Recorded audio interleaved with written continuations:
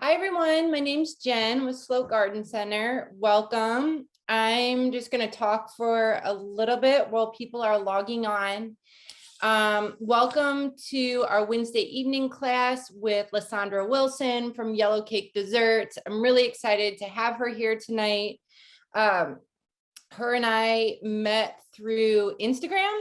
She reached out to me because she saw that we were doing a spotlight series, and I love that. I love people reaching out to us and wanting to join this garden community and sort of networking that way. And basically, I sort of internet stalked her and realized that she does some really quality stuff. And so I'm really excited to have her here tonight. She's gonna close out the spotlight series for now that we've been doing. So the spotlight series was something different that we did this year. And it was an effort to sort of expand, like I said, the gardening community and also highlight local businesses and artists that integrate an aspect of the garden in their practice. So this has been really fun. I've really enjoyed all the classes, and I hope you all have too. So let me see. And then I wanted to say, oh, this Saturday's class, we had to cancel it. So if you were registered for it, we are canceling it, but we will reschedule it. And so if you want me to directly email you when we get the rescheduled date, feel free to email me. So I have your contact info. I'm Jen Strobel at sloatgardens.com. I'm hoping I'm hoping we can reschedule it in a week or so, but to be determined. So anyway, this Saturday class is canceled. And then I also wanted to share that I'm really excited for the fall and winter lineup, y'all. I got all these classes and I'm really excited. So there is a batch up right now on our website, I think through September. We're doing the classes that are up are making your garden nature compatible on September 11th. And then we're doing a sort of DIY urban native plant, creating urban native and pollinator gardens. So that's fun. And then we're doing fall is for planting and hydrangea care and pruning. So those are all up on our website and you can register now. But I also thought that I'd give you a little sneak peek on some other topics that are planned but are not up on the website yet. So we're going to do Orchids 101 and then Beyond Lawns, which I know a ton of people have been writing me about. So yeah, we're going to talk about lawn substitutes and sort of what we can put in place that's a lot more friendly and creating more of an ecosystem and whatnot. And then indoor plant design, succulent pumpkins, terrariums. So I'm telling you, it's going to be a ton of cool stuff coming up. So look out on our website for more of those. But like I said, the first 4 that I talked about, they're on right now. So you can register for those. If you have any questions tonight, we're going to do a little bit of a different format from our other sort of food prep classes that we've done. And this has been from feedback from you. So this is going to run about a half hour. And we might take a couple questions here and there, but we'll reserve the majority for the end of the presentation. And so Lysandra has a lot of the ingredients already prepared. And so she's gonna put them together. So it's going to go a lot quicker and smoother. You all should have received a copy of her supply list in your reminder email that you would have gotten about an hour ago. That's also on our website under this week's webinar outline, and we will have her supply list underneath the recording for this. So this is being recorded. And the recording will be available this Friday, which is August 20th. Oh my gosh, we're almost through August. So insane. So anyway, I'll stop talking and I'll hand it over to Lysandra. I'm really excited. Thanks everyone for joining us. And thank you, Lysandra. I'm looking forward to your presentation. Thank you so much, Jen. Hello, everyone. Thank you so much for joining us. I'm super excited to share this with you. I love gardening. I have kind of a late blooming garden right now, but I'm growing tons of stuff like watermelons and pumpkins. I grew strawberries earlier. So this is really special for me to be able to combine one of my jobs and loves, which is baking, with something else that I love as more of a hobby, which is gardening. And like Jen said, the supply list will be up, and as she was talking, I thought maybe I should supply you with directions if you want to make this later. So I will send that to Jen to also put up with the video. I'll try not to talk too fast in case you're following along. But here we go. Let's make some lemon berry scones. So first, I already have, let me put this down a little bit for you guys. So I have about 2 cups of flour. I'm going to throw this in here with some sugar, some baking powder, and get all that in there. And then I've got lemon zest. Now, I don't know about you guys, but I really like the tart flavor of lemon.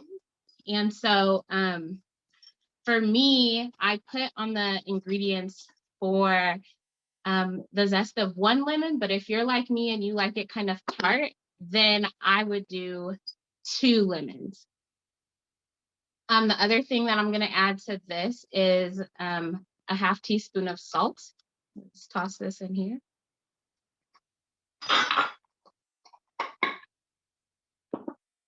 And you can take a spatula, a wooden spoon. I like to use a whisk to make sure it gets nice and incorporated. And I'm just going to whisk that together, make sure my zest gets kind of all over so I get good lemon flavor in all my scones. The next thing that I'm going to add to this is butter. You can grate your butter or you can just chop it, but frozen butter is best because you want your scones to kind of have this flaky, bready type of texture, and you don't want them to spread and kind of be all more like a cake or cookie texture. So use frozen butter, and our goal is going to be to keep our butter cold while we're working with it. And so to incorporate the butter, I have a pastry cutter, but when I didn't have a pastry cutter, I had 2 knives that you can cut your butter into your flour. But for today, I'm going to use my pastry cutter. So you just get it in here. And you just want to get it so it's incorporated all over. Don't worry if you have chunks in here, because the chunks of butter are what help to make like a flaky scone. So if you've ever made like a pie crust before or a biscuit, this is kind of the same effect that you're after. So we got our butter incorporated.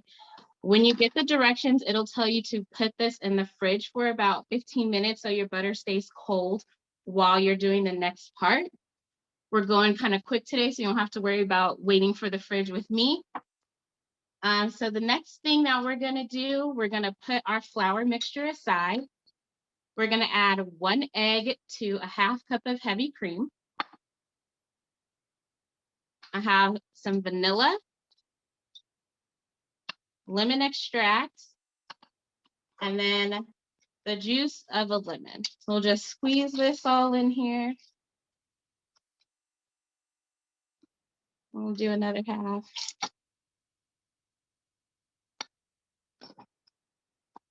And then you want to whisk this all together.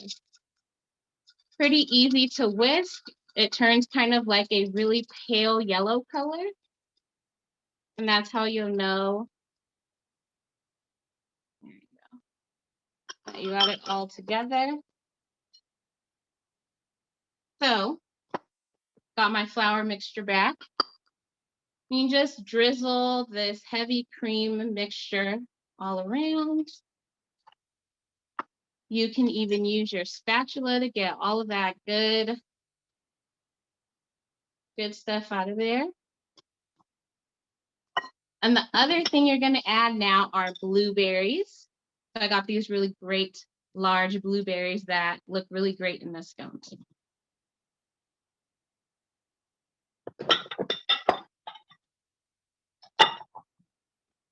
And then you can just take your spatula, you can use a wooden spoon, and we're just going to incorporate everything.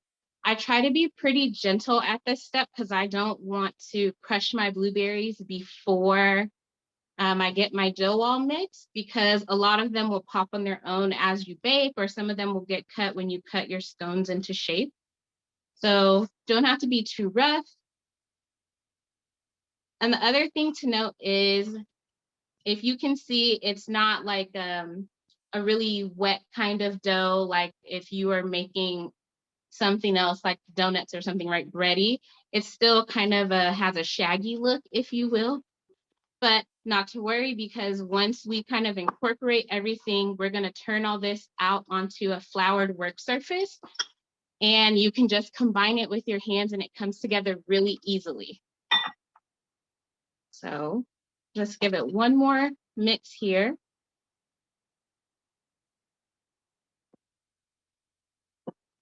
I have a little flour. I'm going to just sprinkle this on here.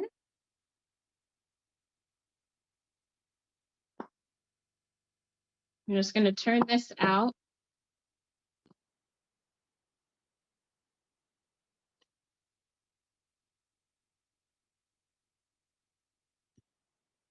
And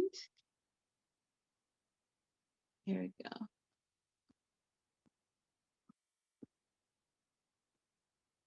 All right, so I'm just gonna push this all together, kind of turn it. Think like you're kneading bread, but it's, you're trying to keep it all together. And if you find that your dough is too dry, then you can always add a little more heavy cream to it to kind of bring it together.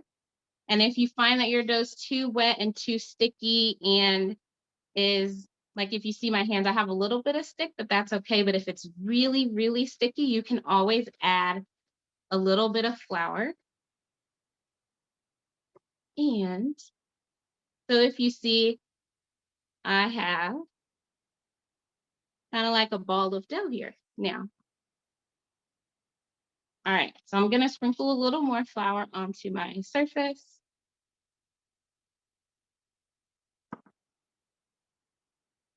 All right, so you just take this ball of dough and you can just squish it with your hands.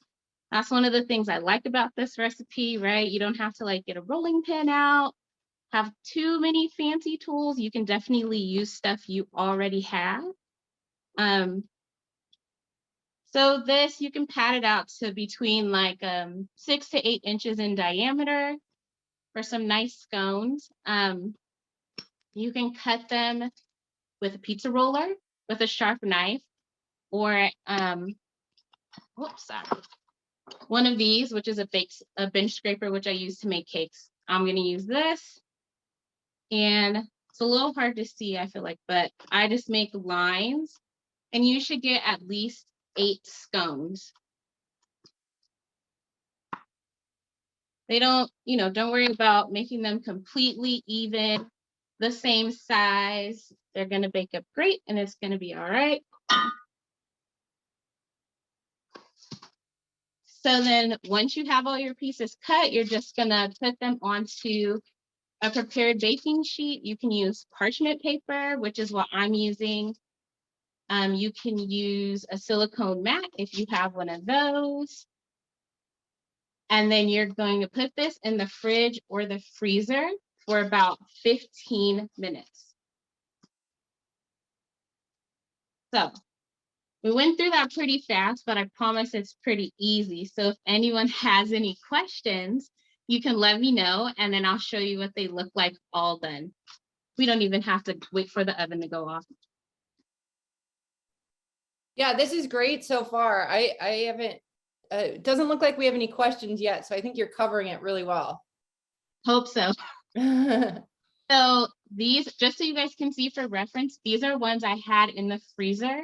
So you'll see they have like a nice shape. They kept their shape really good. And this is super important because this keeps the butter cold, like we talked about earlier, so that when you put them in your oven, which is going to be high heat at 400 degrees, they won't spread a ton and they'll have this nice triangle shape. And then when you're all done, you're going to bake those for about 15 to 20 minutes or until they're nice and browned on top. Meredith, I see your question, 400 degrees and 15 to 20 minutes to bake. Mine took about 16 minutes at 400 degrees. And this is about how brown I got them. I'm like a super golden brown type of girl. Like I don't like my stuff coming out kind of crispy. But yeah, and so you'll see we got my blueberries. I use fresh blueberries, and so they burst all in here, and you'll see these kind of cool lines. These cool lines, and they're super good. I saw someone else had a question, Jen. Someone asked about lemon extract. Yeah, a couple of questions about lemon extract. Is there a substitute, or can you use extra juice or zest? I would definitely use extra juice. You could do the juice of about 2 lemons. You can put all vanilla if you like. It probably won't be as lemony if you use all vanilla. I like to use the extract just because I feel like the zest, the extract, and the juice really punches up the lemon flavor. But you could use all juice. You could use a little more zest if you really want to bring that flavor out and don't have extract. And you can always do all vanilla too. Or you could try something different.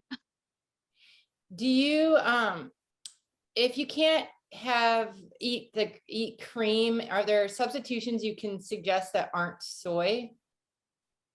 I might suggest oat milk. Or almond milk maybe, or Yeah, I'm assuming that this person is dairy free. So I would make sure if you can find a milk substitute that kind of has like a high fat content too, because the cream is really gives it a nice flavor with the fat content that it has, but you can mimic that. I like to use oat milk typically as a substitute. I'm not sure what your consistency would be like because I haven't tried it in this recipe.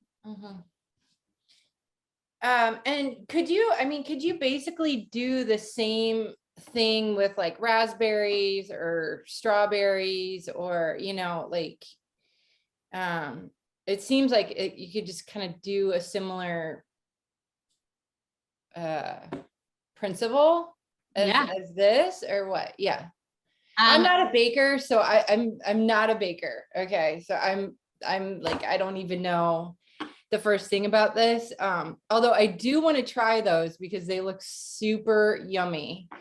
But yeah, so I just don't know. I mean, and then I was also wondering, because you were talking about the freezer or the refrigerator. I mean, could you use like frozen fruits?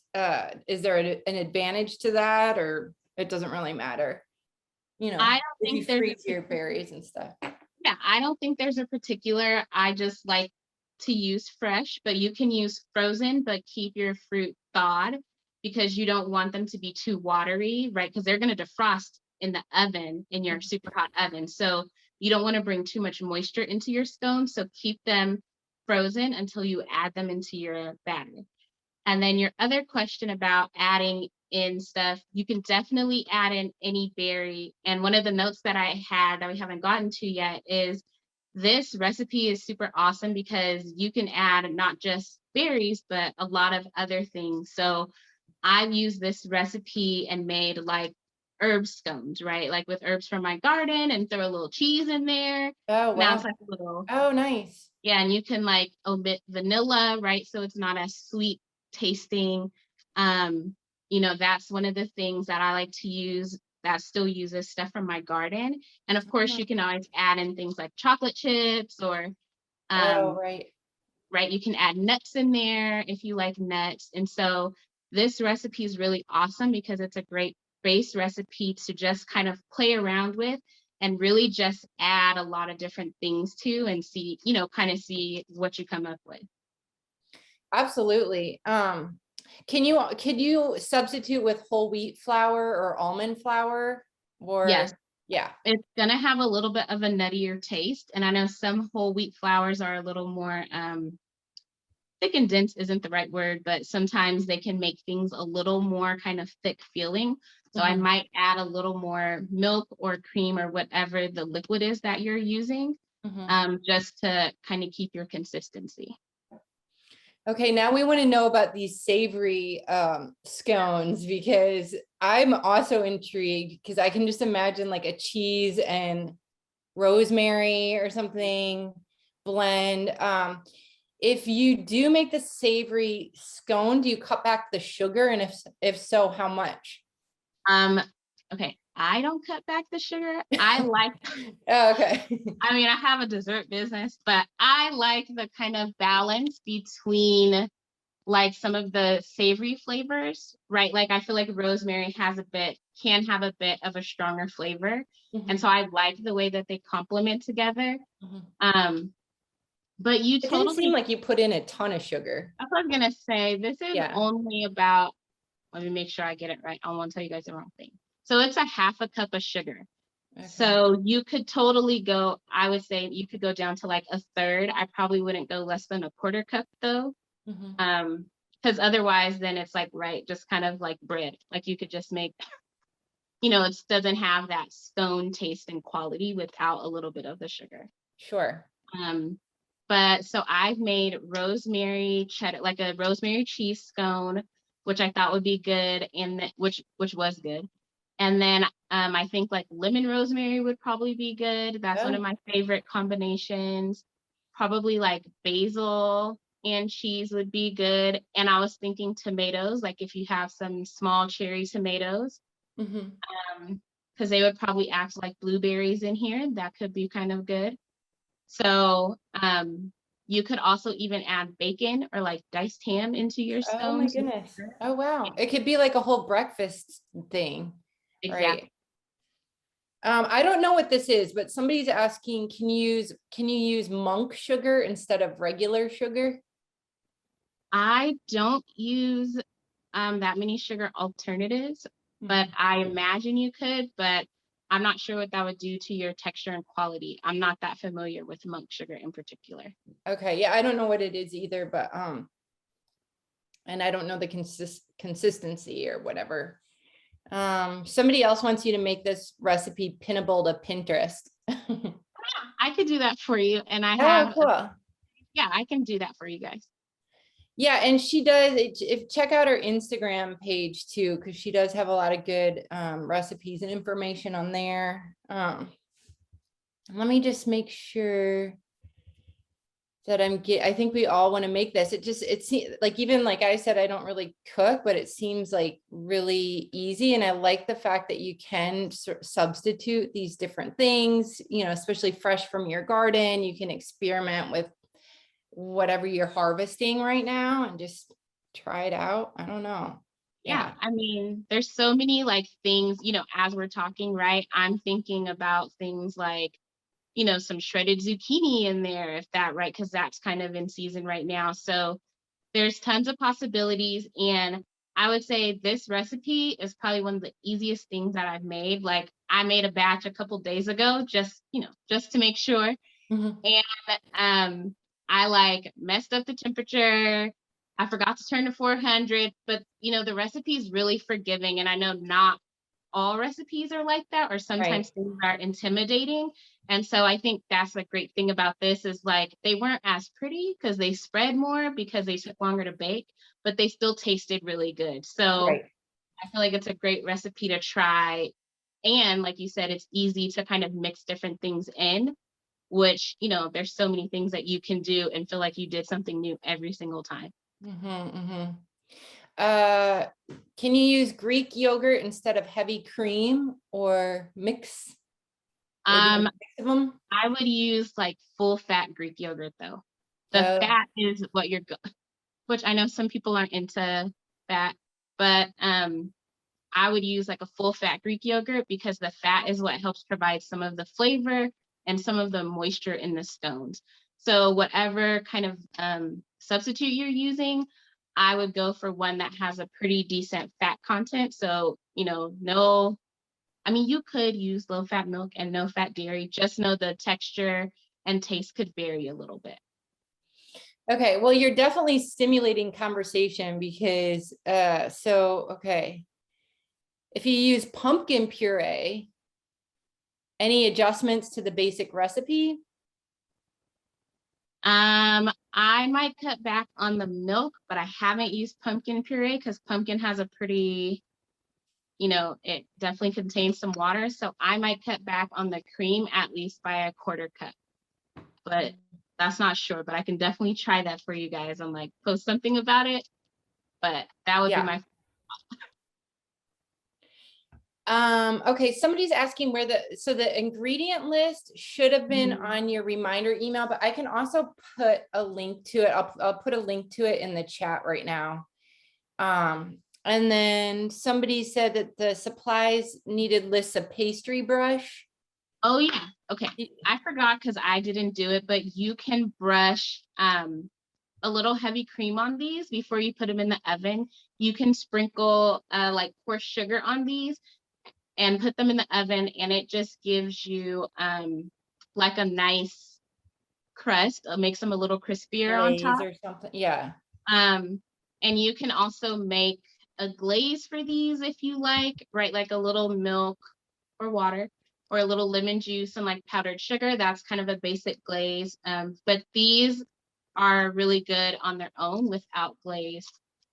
But, you know, we like glaze too. Okay. Well, this has been super awesome. I just want to make sure I'm getting all the, we can take maybe one or two more questions. I just put the supply list in the chat. And like I said, it'll also be, the link will be underneath the recording on Friday. And that's on our website, that's under garden videos. And I did put a link for the video page in the follow-up email that you get after the class. So you should be able to access that on Friday. Oh, somebody's not seeing my information. Darn it. So the lemon juice I added to the heavy cream with the vanilla. I just squeezed my lemon juice right in there.